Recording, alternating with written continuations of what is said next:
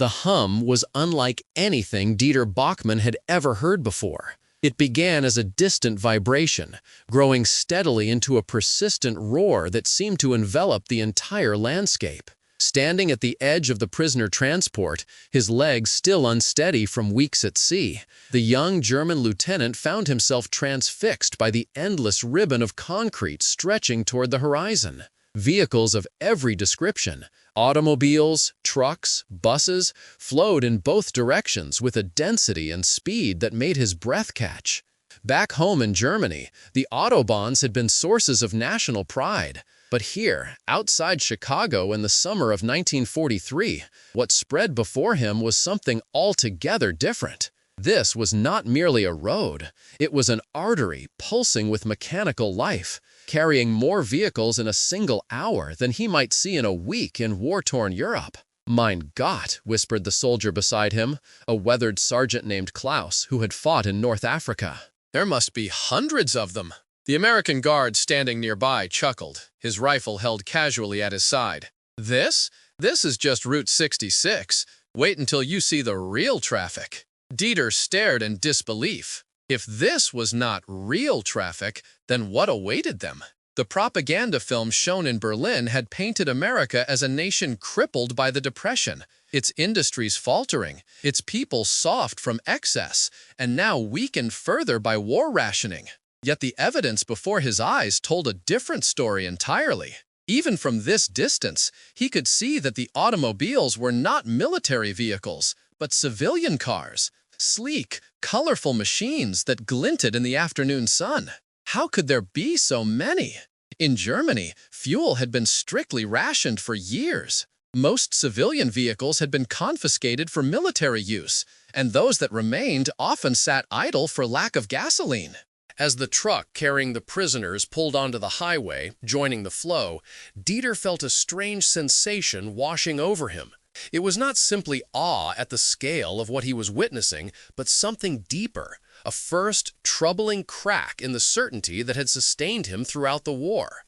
If America could field such an abundance of vehicles even while fighting a global conflict, what did that say about the true balance of power?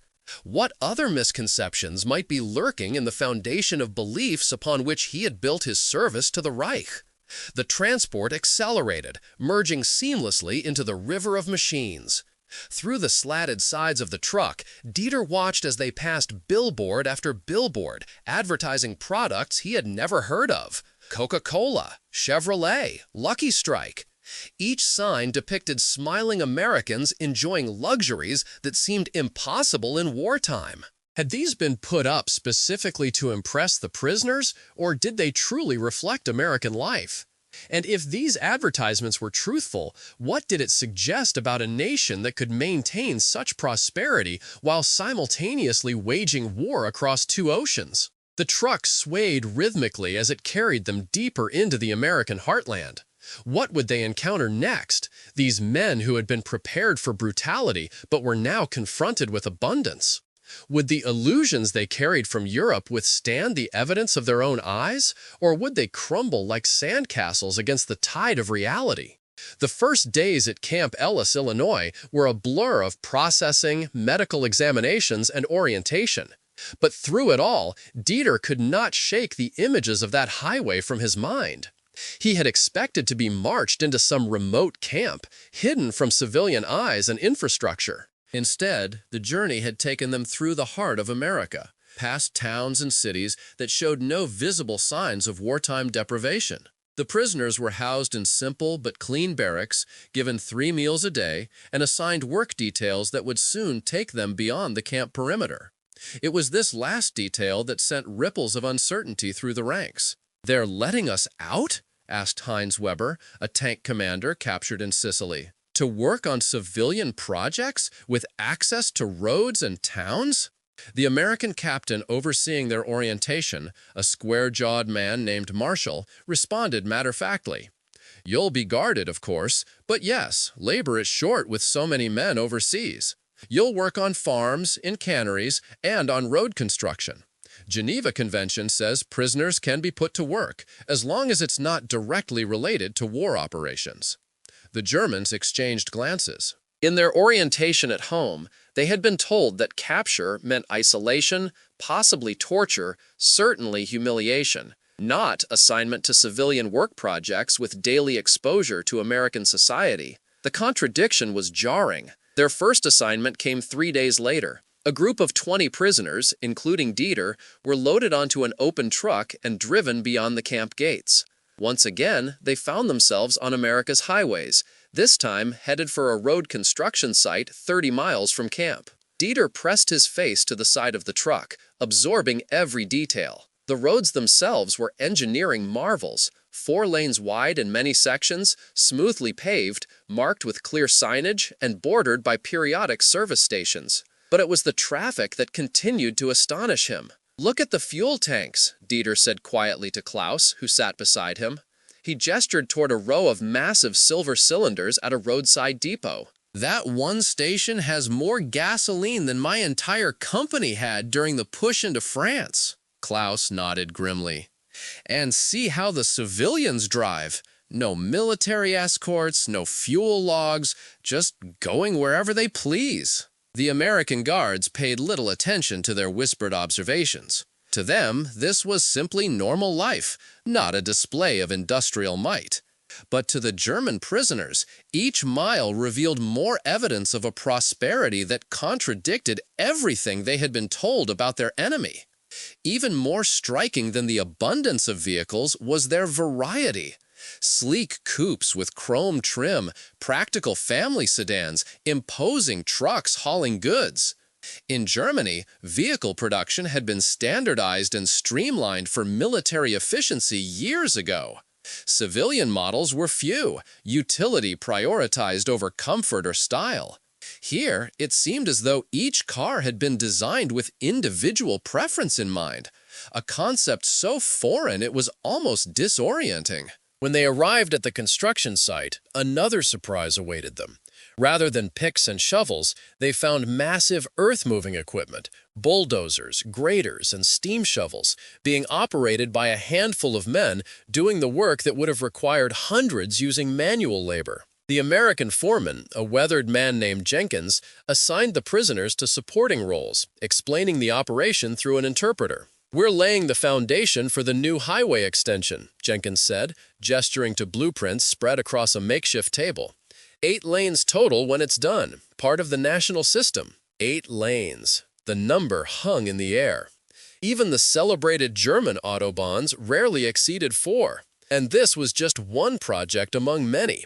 A single segment in what they would soon learn was a vast network spanning the continent. What kind of nation could commit such resources to civilian infrastructure even while fighting a global war? The question remained unspoken, but Dieter could see it reflected in the eyes of his fellow prisoners. Something fundamental about their understanding of the world was beginning to shift, and the sensation was as uncomfortable as it was unavoidable. As weeks passed, the prisoners' exposure to America's highways deepened their bewilderment. Traffic counts conducted by their survey team revealed staggering numbers. On an average weekday, more than 50,000 vehicles passed through a single major intersection near Chicago. Fuel tankers arrived at roadside service stations with metronomic regularity, their enormous silver cylinders replenishing underground tanks without any apparent rationing or restriction. "It doesn't make sense," murmured Klaus one evening as they returned to camp. "We've been blockading their shipping, bombing their ports. Where is it all coming from?" An older prisoner, a professor of economics before the war named Heinrich Brandt, offered a quiet response. "They produce it themselves. Texas, Oklahoma, Pennsylvania, they have oil fields larger than Romania, and refineries that haven't been touched by bombs." The implications hung silently in the air. Germany had launched military campaigns specifically to secure oil supplies in North Africa and the Caucasus, desperate gambles to keep the war machine running. America, meanwhile, pumped wealth from its own soil, refined it in safety far from Luftwaffe bombers, and distributed it across a network of pipelines, railways, and highways that seemed to have been built by giants rather than men. For Deere, the revelation came one scorching afternoon when their truck broke down on the return journey to camp. As they waited for repairs on the roadside, he watched the endless procession of vehicles flowing past. Contrary to what propaganda had claimed about American quality, these machines were not breaking down en masse. They hummed with efficiency, carrying families, businessmen, farmers, and workers about their daily business as though the war were happening on another planet. "I've been counting," said Otto Schultz, a former Luftwaffe mechanic. 9 different automobile manufacturers in the last hour. Packard, Ford, Chevrolet, Buick, Dodge, Plymouth, each with multiple models. How is this possible when they're supposed to be building tanks and planes? The question lingered without answer, but the implication was clear. Either American industrial capacity was vastly greater than German intelligence had estimated, or the country had barely diverted its productive power toward the war effort at all. Either possibility was equally troubling. What chance did the Reich truly have against a nation that could maintain such civilian prosperity while simultaneously outproducing Germany in weapons of war? As they stood by the roadside watching the flow of traffic, a local farmer pulled up in a mud-spattered pickup truck, stopping to check if assistance was needed. The American guards explained the situation briefly, and to the prisoners' surprise, the farmer invited them to wait in the shade of his barnyard 100 yards up a dirt track. More surprising still, the guards agreed. And so Dieter found himself sitting on a wooden bench beneath an ancient oak tree, watching American life unfold around him.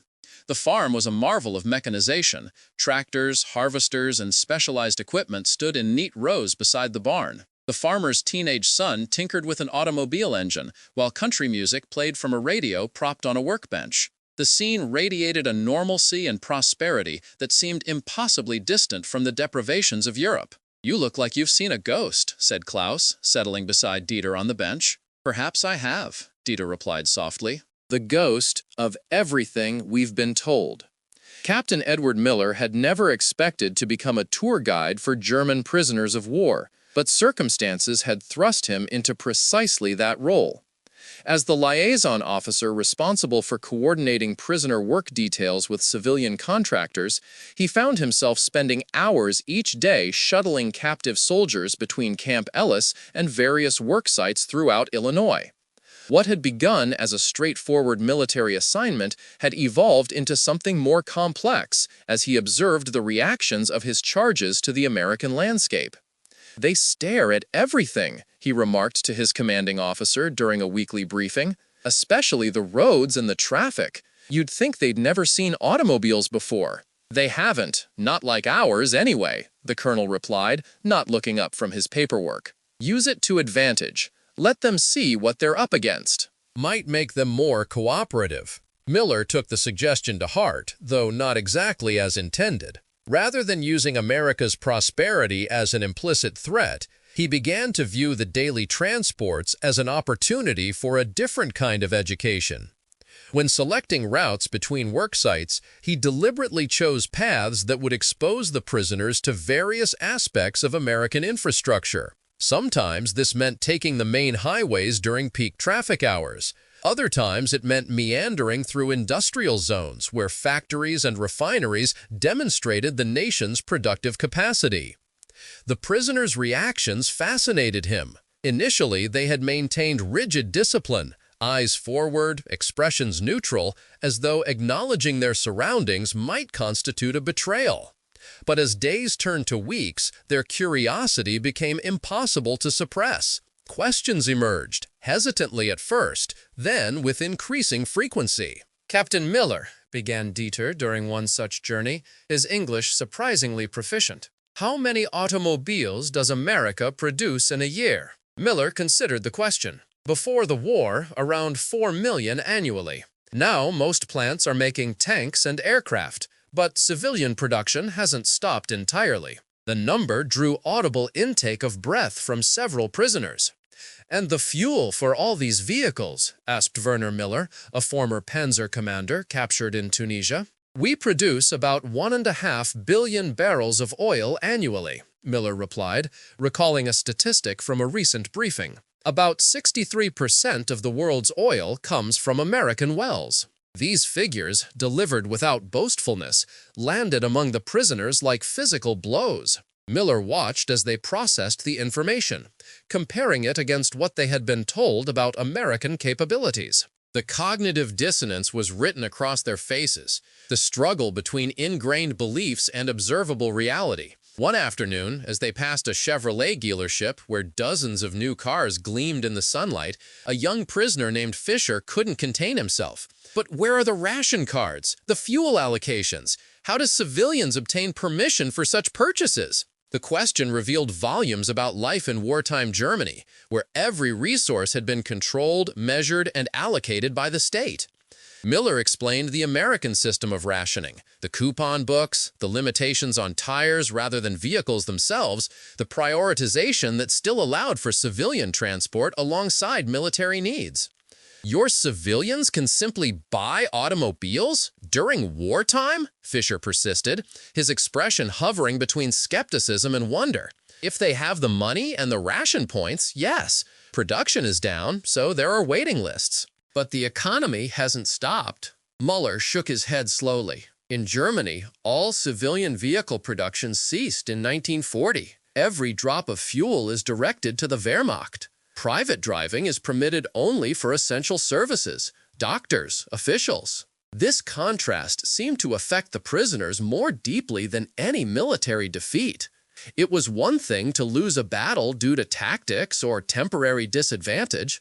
It was quite another to realize that your enemy could wage global war while maintaining a level of civilian comfort that your own nation had sacrificed years ago. Dr. Brandt put it most directly. Captain Miller, I believe we have been fighting a different war than you.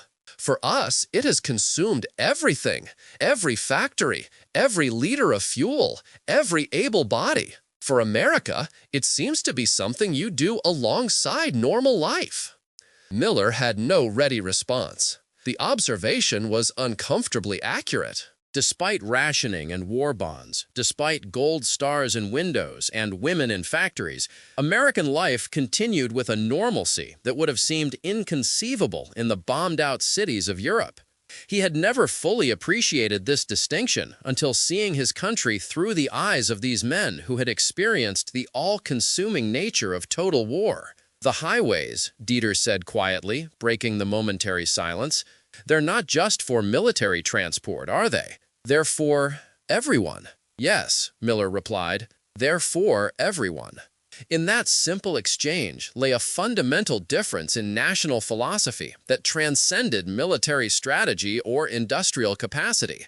The American highways, with their endless flow of civilian and commercial traffic alongside military convoys, embodied a system that served both war and peace simultaneously. For men raised in the either-or mentality of the Reich, where civilian needs were subordinated entirely to military objectives, this both-and approach was more than surprising. It was revolutionary. The true scale of America's automotive culture became apparent to the German prisoners not through statistics or official presentations, but through accumulated daily observations. Each time they traveled beyond the camp gates, new details registered. The variety of vehicles, the network of supporting services, the casual relationship Americans had with their machines. Gas stations, repair shops, roadside diners, motels, billboards, an entire ecosystem had evolved around the automotive, suggesting a society shaped by wheels and engines in ways that Europe had only begun to imagine.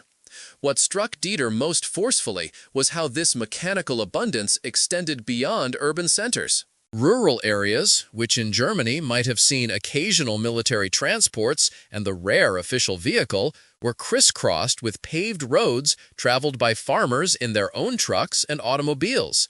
During harvest season, the prisoners watched as produce was loaded directly onto privately owned vehicles for transport to market. No central collection, no official allocations, just individual farmers making individual decisions about when and where to sell their goods. It's inefficient, insisted Werner Hoffmann, a former Nazi Party official who had been drafted into the Wehrmacht late in the war. Without central coordination, how do they ensure resources go where they're most needed? The question was directed at no one in particular, but Otto had been observing closely. Is it inefficient? He countered quietly. Look at the results. More vehicles, more roads, more fuel than we ever managed with all our central planning. Such conversations, conducted in hushed German during rest breaks or in the barracks at night, grew increasingly common. The prisoners were divided. Some insisted that what they were seeing was an illusion, a Potemkin prosperity maintained for propaganda purposes. Others argued that while America's wealth might be real, it had been built during peacetime and would inevitably collapse under wartime pressures. But as weeks turned to months, this latter argument became increasingly difficult to sustain. Far from collapsing, the highways seemed busier with each passing season. New models of automobiles appeared alongside the old. Construction continued not just on military installations, but on civilian infrastructure. Most disorienting of all was the seeming randomness of it all, the absence of the visible hand of state direction that characterized German economic life. "How do they decide?" asked Klaus one afternoon, as they watched an intersection where vehicles flowed in all directions, carrying everything from furniture to livestock to families on apparent leisure drives. How do they decide who gets to go where, using how much fuel, for what purpose? "They don't," replied Dr. Brandt, who had been observing American systems with scholarly interest. "That's what we're seeing. They don't decide centrally. Each person decides for themselves, within the limits of rationing." This concept, individual choice scaled to national dimensions, was so foreign to men raised under increasingly centralized control that many struggled to comprehend it. In their experience, efficiency came from direction, from the subordination of individual will to collective purpose. Yet here was a system that seemed to thrive on the aggregate of millions of individual decisions, producing an abundance that central planning had never achieved. The contrast became personal one rainy afternoon when their truck stopped at a traffic light beside a Greyhound bus. Through the windows, the prisoners could see civilians, women with shopping bags, businessmen reading newspapers, children with faces pressed to the glass. An elderly couple sat near the front, consulting a map and pointing at destinations. "They're traveling," murmured Dieter. "Just traveling. During wartime." "Visiting relatives, perhaps," suggested Klaus, "or relocating for work in war industries." "No," said Fischer, who had been watching closely. "Look at their luggage, the map. They're tourists." The word hung in the air, exotic and almost incomprehensible. Tourism, leisure travel, in the third year of global war? In Germany, civilians hadn't traveled for pleasure since before Poland, and military personnel moved only by official orders, their destinations and purposes precisely defined. The concept of individuals choosing their own movements across a continental nation, even as that nation mobilized millions of troops overseas, represented a freedom so vast it was difficult to process. As the light changed and the vehicles resumed their journey, Dieter found himself wondering about the couple on the bus. Where were they going? What sights did they hope to see? And most perplexingly, how could such personal liberty coexist with the discipline required for successful warfare? In his training, he had been taught that democracy was inherently weak, that its individualism undermined the collective strength necessary for national survival. Yet the evidence before his eyes suggested something very different, a system that somehow channeled individual choices toward collective abundance without sacrificing freedom to achieve it. That night in the barracks, as rain drummed against the roof, the prisoners debated what they had seen. Some remained convinced it was all for show, a Potemkin prosperity maintained along routes where prisoners would see it. Others had begun to accept the reality of American abundance, but attributed it to geographical luck rather than systemic advantage. "They have oil, iron, open space. Of course they can build highways," argued Hoffman. "Germany lacks these natural advantages." But Dr. Brandt, who had studied economics before the war, shook his head. "Switzerland lacks these resources too, yet prospers. It's not just what you have, it's how you organize what you have. And what we're seeing," he paused, choosing his words carefully, "what we're seeing is a different kind of organization than what we were taught was superior." His words struck a chord that resonated beyond the immediate discussion of automobiles and highways. The prisoners were confronting not just the material reality of American prosperity, but the possibility that fundamental assumptions about social and economic organization, assumptions that had underpinned their service to the Reich, might be deeply, fatally flawed. Spring brought new assignments for the prisoners, including participation in an expanded highway construction project that would eventually connect Chicago to cities further west. The scale of the operation astonished even those who had grown somewhat accustomed to American capabilities. Multiple construction crews worked simultaneously across hundreds of miles, coordinating through a complex system of schedules and specifications. Bridges rose from their foundations, cloverleaf interchanges took shape, and massive earth-moving equipment transformed the landscape with seemingly effortless power. "It's as though they're building a new country on top of the old one," remarked Klaus as they surveyed a section where freshly poured concrete stretched toward the horizon. The observation was more insightful than he knew. America was indeed building a new version of itself, a nation connected by high-speed roadways that would eventually allow travel from coast to coast without encountering a single traffic light. The vision embodied in these construction sites was nothing short of a reimagining of national space, compressing vast distances through speed and accessibility. What struck the prisoners most forcefully was the confidence this represented. While Germany's future hung in the balance, with Allied bombs falling nightly on its cities, America was planning decades ahead, investing in infrastructure that assumed not just victory, but prolonged peace and prosperity to follow. It was the ultimate expression of national self-assurance, building for a future that was treated as inevitable rather than aspirational. This long-term perspective contrasted sharply with what the prisoners had experienced in the Reich, where planning had become increasingly short-term as the war progressed. Initially grand thousand-year visions had contracted to desperate month-by-month calculations of resource allocation. Yet here was America, in the midst of the same global conflict, laying down concrete that would serve generations yet unborn. "They're building paradise while we fight for survival," Fisher said bitterly one afternoon, watching as a massive paving machine laid down a perfect ribbon of asphalt. "How did we not see this coming?" The question was rhetorical, yet it contained the essence of their collective awakening. They had been prepared for America's military might, its tanks, planes, and ships. They had not been prepared for its capacity to wage war almost as an afterthought,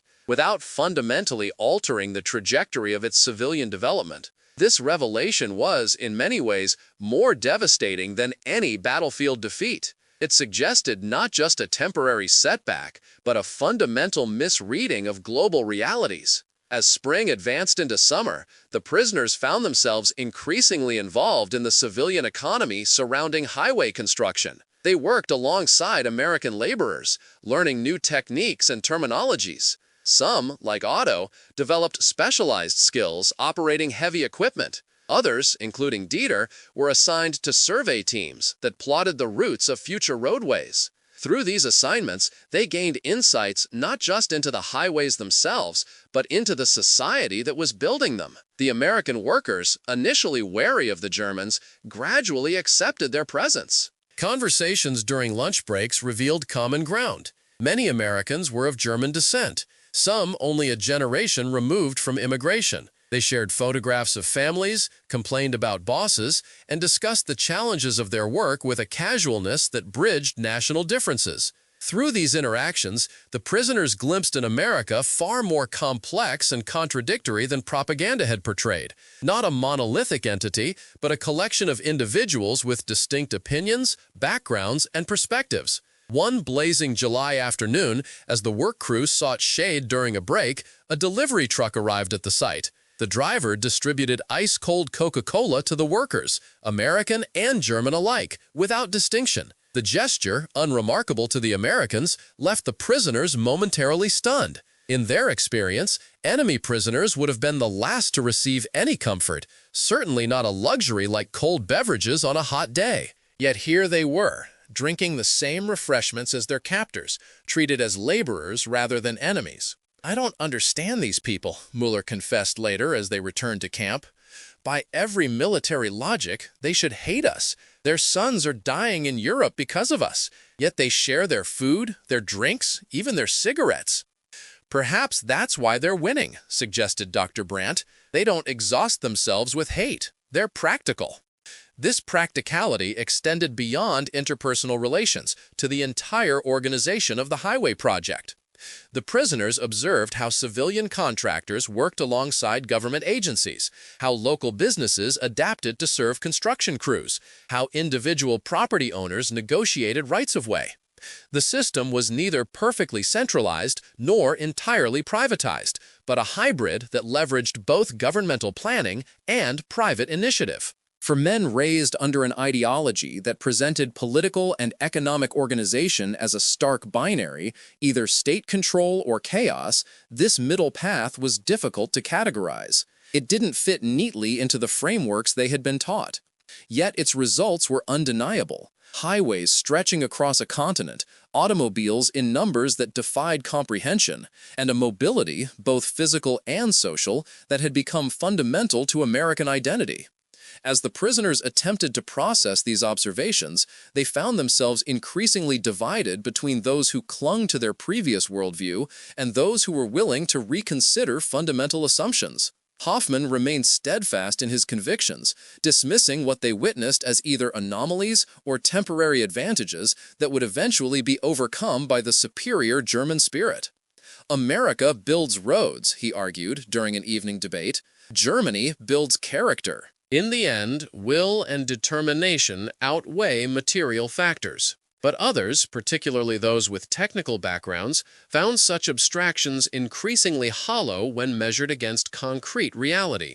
Otto put it bluntly, "Will doesn't move Earth. Machines move Earth. And they have better machines, more machines, and the fuel to run them all. If that's not winning, what is?" Such debates continued throughout the summer, intensifying as news from Europe grew increasingly grim for Germany. The Allied invasion of Normandy, the Soviet advance on the Eastern Front, and the collapse of German positions in Italy all confirmed what many prisoners had begun to suspect. The war was lost. Yet even in defeat, there were lessons to be learned about organization, about priorities, and about rebuilding from ruins. "When the war ends," Dr. Brandt said one evening, his voice low but resolute, "Germany will need highways too, and factories, and a system that serves people rather than consuming them."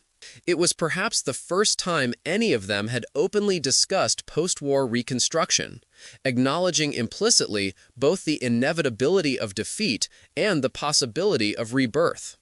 In that moment, America's highways ceased to be merely symbols of enemy strength and became instead potential models for a different kind of future, one built on concrete and asphalt rather than ideology and conquest. As autumn painted the Illinois countryside in shades of gold and crimson, Dieter found himself assigned to a special project, the mapping of an ambitious highway extension that would eventually connect Chicago to Kansas City. Working as part of a survey team, he spent days measuring grades, calculating curves, and marking the path of a road that would one day carry thousands of vehicles across the heartland. The work was precise, methodical, and oddly satisfying. The creation of something lasting amid the temporary disruption of war. One crisp October morning, as frost silvered the prairie grass, Dieter stood with his survey equipment on a small rise overlooking miles of undulating landscape. The American supervisor, a civil engineer named Thompson, unfolded a large map across the hood of his truck and motioned for Dieter to join him. "This is what we're building toward," Thompson explained, his finger tracing blue lines that stretched across state boundaries. "A national system, coast to coast, border to border, 41,000 miles of high-speed highways connecting every major city in America." Dieter stared at the map, struggling to comprehend the scale. 41,000 miles. The number was almost meaningless in its vastness, equivalent to wrapping highways around the Earth 1.5 times. Even the Reich, at its largest territorial extent, could not have accommodated such a network. "How long will this take?" he asked, his voice betraying his awe. 20 years, give or take, Thompson replied matter-of-factly. We're drawing up the plans now, so we're ready to go full scale once the war ends. It'll be the biggest construction project in history. The casualness with which the engineer discussed such an enormous undertaking struck Dieter as profoundly American. There was no grand ideology attached to it, no speeches about national destiny or historical necessity, just practical discussion of concrete, steel, and traffic capacity. Yet in its very pragmatism lay a vision more ambitious than any Dieter had encountered in the bombastic proclamations of the Reich. "You plan beyond the war," Dieter observed, "as if peace is certain." Thompson looked up from his map, studying the German's face. "Peace is never certain," he said finally, "but progress is inevitable. We'll win this war, rebuild what needs rebuilding, and keep moving forward." "That's what we do." That simple statement, "that's what we do," haunted Dieter as he returned to his measurements. It contained none of the mystical nationalism or racial destiny that had infused German rhetoric. Instead, it expressed a straightforward faith in continuous improvement, in the steady advancement of material conditions. This philosophy, embodied in the highways spreading across the continent, seemed both humbler and more ambitious than the grand but brittle visions that had led Germany into catastrophe. Later, as the work crew packed up their equipment, Thompson approached Dieter again, his expression curious. "I've been meaning to ask, what kind of roads did you have? In Germany, I mean, before the war." The question was innocent, professional interest from one road builder to another. But for Dieter, it opened a floodgate of memories. The celebrated autobahns, their smooth surfaces and sweeping curves, the pride they had instilled. He described them in detail, his hands sketching designs in the air, explaining the engineering principles and aesthetic considerations that had gone into their creation. Thompson nodded appreciatively.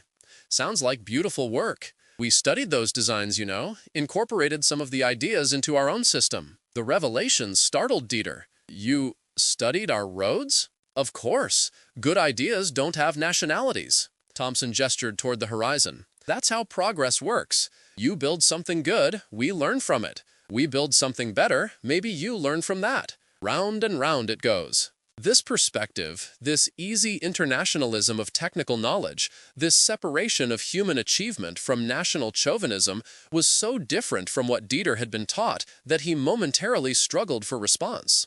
In the ideology of the Reich, German achievements had been presented as expressions of inherent racial superiority, evidence of a special historical destiny. The idea that technical progress might be cumulative and collaborative, building across borders rather than within them, offered a fundamentally different way of understanding human advancement.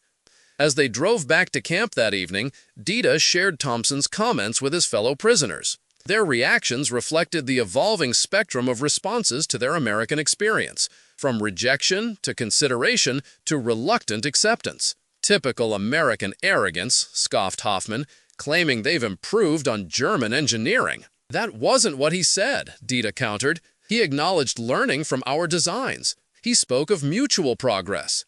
Otto nodded thoughtfully. "I've noticed the same attitude among the mechanics. They're curious about German machines, not dismissive, but interested in the differences, the trade-offs in design. It's their pragmatism," Dr. Bratt observed. "They separate technical problems from ideological positions. A road is a road. An engine is an engine, to be judged on performance rather than origin."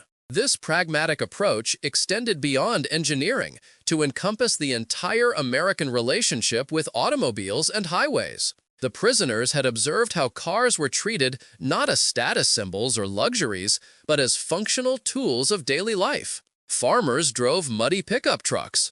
Workers arrived at construction sites in aging sedans. Families piled into station wagons for weekend outings. The automobile had been democratized, transformed from an elite possession into a common necessity. This transformation had reshaped the American landscape in ways both subtle and profound. The prisoners had watched as small businesses sprouted along highways, service stations, roadside restaurants, motor hotels catering to travelers.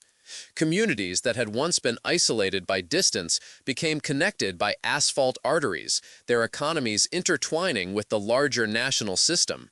Most striking was how this physical mobility seemed to reinforce social mobility.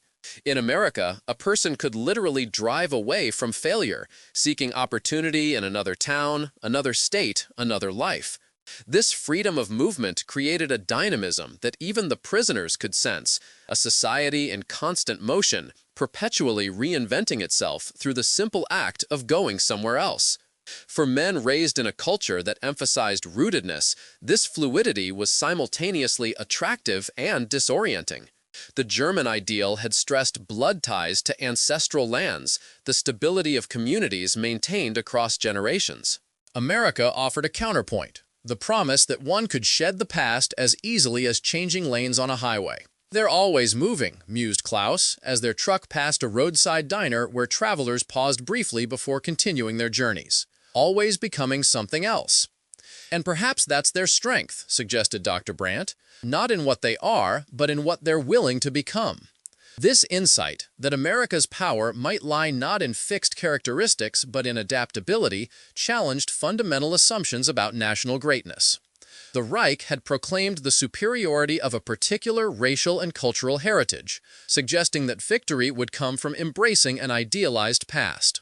America's highways told a different story, of a nation looking perpetually forward, measuring progress in miles covered rather than bloodlines preserved. When winter settled over Illinois, construction slowed but never entirely ceased. The prisoners found themselves clearing snow from vital highways, maintaining the flow of traffic even as temperatures plummeted. In Germany, winter had often meant a near-complete halt to civilian transport, with resources diverted to military priorities. Here, despite blizzards and ice storms, the highways remained active arteries, pumping life through the national body. On a particularly brutal January morning, as their work details struggled to clear ice from an important interchange, Dieter noticed a peculiar sight. A convoy of military vehicles, trucks loaded with equipment bound for the coasts and eventual shipment overseas, had pulled onto the shoulder of the highway. But they hadn't stopped because of the weather or mechanical difficulties. They had yielded to allow a line of school buses to pass, carrying children to rural schools despite the winter conditions. The sight struck him as profoundly revealing. In the Reich, military needs always took precedence. Civilian activities, especially something as ordinary as schooling, would have been suspended without hesitation if they conflicted with military movements. Yet here was the mightiest army in history pausing to let children continue their education. The moment captured something essential about America that Dieter had been struggling to articulate. A different ordering of priorities, a different understanding of what constituted national strength. As they worked, the prisoners occasionally glimpsed these military convoys moving alongside civilian traffic, each respecting the other's space and purpose. The highways accommodated both simultaneously, neither dominating completely. It seemed a physical manifestation of the balance America had somehow achieved between waging global war and maintaining civilian life.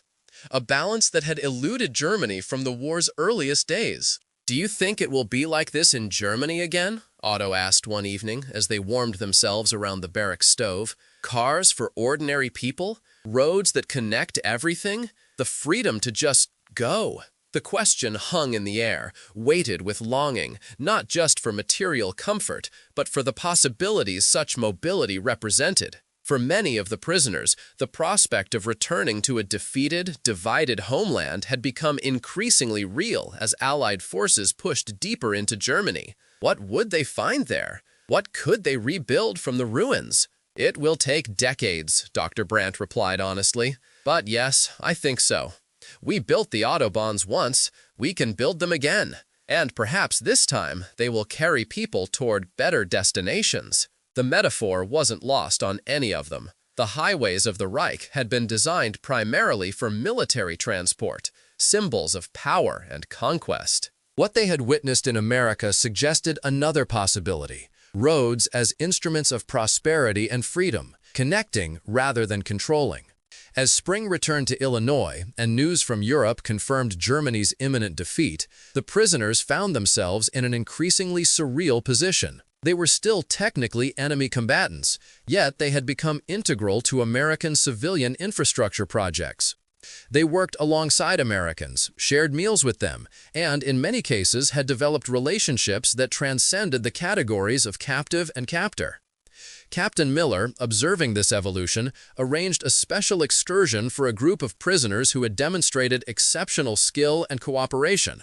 With proper authorization and security, he took them to visit the newly opened Willow Run manufacturing plant in Michigan, a facility so vast that it produced a complete B-24 bomber every 63 minutes. The scale of the operation left even the most skeptical prisoners speechless. Assembly lines stretched for a mile under a single roof. Women operated complex machinery with practiced efficiency. Finished aircraft emerged from one end of the building, while raw materials entered at the other. A continuous flow of creation that epitomized American industrial might. But what truly caught Dieter's attention wasn't the aircraft production, impressive as it was. It was the parking lot outside the factory. Acres of automobiles owned by the workers themselves, who drove to and from their shifts independently. Even at the height of wartime production, these civilians maintained their mobility, their individual agency within the collective effort. This, he said quietly to Dr. Brandt as they stood at a viewing platform overlooking the factory floor, this is what we never understood about them. It's not just their resources or their machines. It's how they organize everything, war and peace, public and private, together rather than against each other. Brandt nodded slowly. And that may be the most important lesson to take home, if we're fortunate enough to return, that strength doesn't require sacrifice of everything human, that efficiency doesn't demand centralized control of every decision, that nations can build power through liberation rather than domination. For Dieter, who had once believed fervently in the Reich's vision of national destiny, these realizations were both liberating and painful. They suggested that the cause for which he had fought was fundamentally misguided, not just in its methods, but in its understanding of what constituted true national greatness.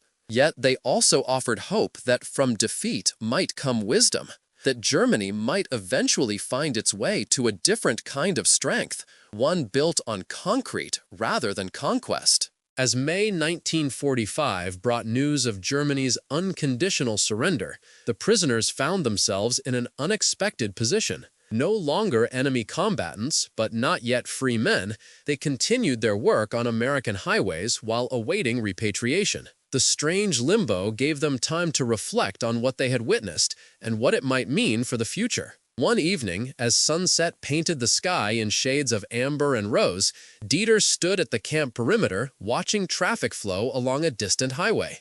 Headlights traced patterns in the gathering dusk, each representing an individual journey with its own purpose and destination. Yet together they formed something larger, a living visualization of collective movement, of society in motion. "What will you take home from this?" asked Captain Miller, who had approached silently and now stood beside him at the fence. Dieter considered the question carefully. "Understanding," he said finally, "of how different things might have been, of how they still might be." Miller nodded. "The highways will be waiting for you too, you know. Different ones, but the same principle. Moving forward, finding new directions. If we're allowed to rebuild..." "You will be," Miller assured him. "That's the point of all this. Not just winning the war, but winning the peace that follows. Creating a world where everyone has somewhere to go and the means to get there." The sentiment captured something essential about the American vision that had gradually revealed itself to the prisoners through their experience with the nation's highways. A practical utopianism that believed in progress without requiring perfection, that embraced movement as both literal reality and metaphorical aspiration. In the years that followed, as the prisoners returned to a divided Germany and participated in its gradual reconstruction, many would find themselves drawing on the lessons learned during those strange months when they had helped build American highways. They would bring home not just technical knowledge, but philosophical insights about organization, about priorities, about the relationship between individual freedom and collective strength. And when the Wirtschaftswunder, the economic miracle, transformed West Germany from ruins into one of the world's leading industrial powers, highways would once again connect cities and regions. Volkswagens, Mercedes, and BMWs would roll off assembly lines in numbers that would have seemed impossible during the war. Germans would rediscover the freedom of movement, not as a privilege of the few, but as a right of the many. For those who had witnessed America's highways during their captivity, these developments would carry special significance. Confirmation that what they had seen was not merely the peculiarity of a foreign land, but a possible future for their own. They had entered America as believers in one vision of national greatness. They had departed with the seeds of another, planted by endless roads and countless cars moving freely toward horizons limited only by imagination. Have we not all experienced moments when our certainties are challenged by unexpected revelations? When the world proves larger, more complex, more filled with possibility than we had imagined? Perhaps that is why stories of cultural shock, like these Axis soldiers confronting American highways and endless cars, continue to resonate across the decades. They remind us that even in times of deepest division, the human capacity for reconsideration, for growth, for movement toward new understanding remains our most hopeful highway, stretching endlessly toward better destinations.